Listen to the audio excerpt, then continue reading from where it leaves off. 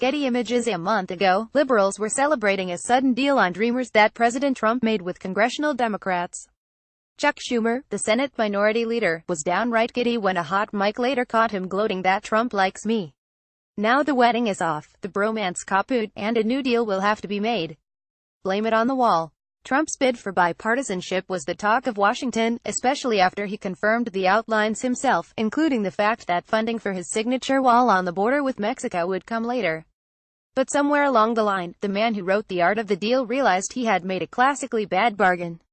Trump gave away too much, and got almost nothing in return. Dems got protections for the 800,000 Dreamers, who were brought to America illegally as minors, yet the president got no Dem votes on the repeal of Obamacare, tax reform or anything else on his agenda. Most important, Trump's willingness to exclude funding for the wall was seen as a betrayal by many of his core supporters, people who had voted for him precisely because of his tough immigration stance.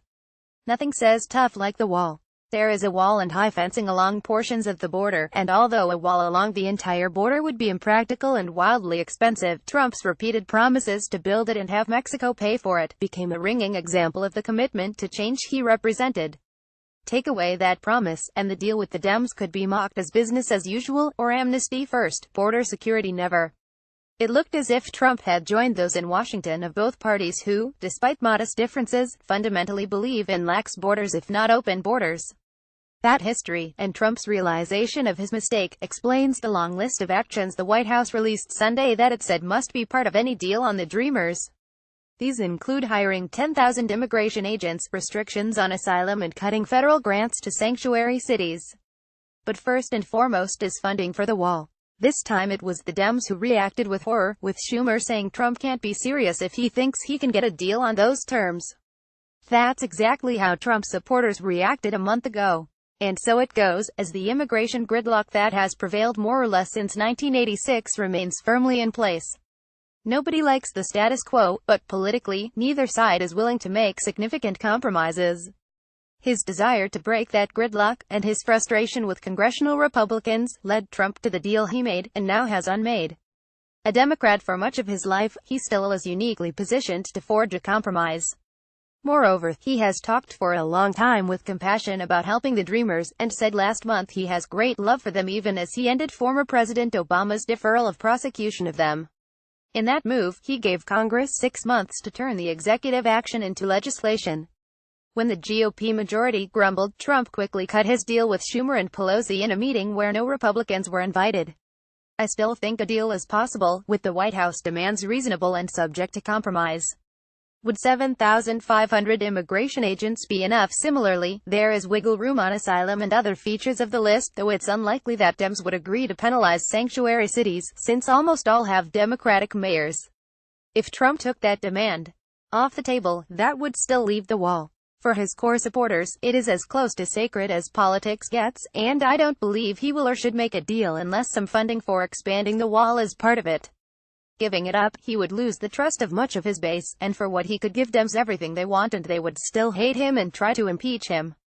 That means, for a deal to happen, the Dems must find a way to compromise on the wall. For now, Schumer says it can't happen, that the wall is a non-starter.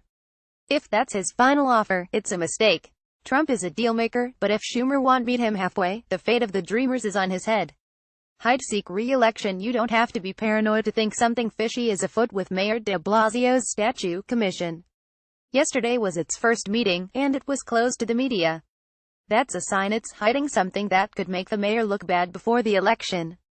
There is no other reason for secrecy. That confirms my initial reaction that de Blasio realized he had blundered when he included Christopher Columbus statues among monuments that should be studied for symbols of hate. I believed the commission was designed to buy time and protect him by making sure its recommendations didn't come out until after November's election. I wasn't suspicious enough to assume the commission would meet in secret. The upshot is that voters will go to the polls not knowing the mayor's position on the hot-button topics since he has carefully avoided taking any positions that might offend. But his demand that New Yorkers close their eyes before they vote is what's truly offensive. Then again, that's how de Blasio rolls. His mayoralty is essentially one big back room, with only those who buy a ticket admitted to the party. Press Scores TD vs. NFL headline: Roger Goodell tells NFL owners everyone should stand for the national anthem. Assuming that's a new rule, it represents a white flag of surrender, and a total win for patriotism. It's also a victory for President Trump, who recognized the significance of players taking a knee during the anthem and had the courage to stick to the issue until Goodell caved.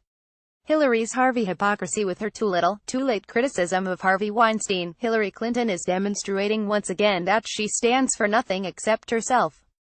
Unable to summon more than obligatory mush over exploding allegations of sexual abuse and even rape, Clinton would rather betray abused women than offend Weinstein, one of her biggest financial backers. If she were to make a big deal out of the story rocking Hollywood and politics, she'd be pressured to give back Weinstein's donations. She'd risk being asked what she had heard over the years about his gross conduct. And there would be the inevitable questions about her husband and his gross conduct. Comfortable living with lies, she tries to make it all go away with a tired statement about being shocked and appalled, and uses the all-purpose "cannot be tolerated." Having done the minimum, she can go back to counting her money. It's her only consolation.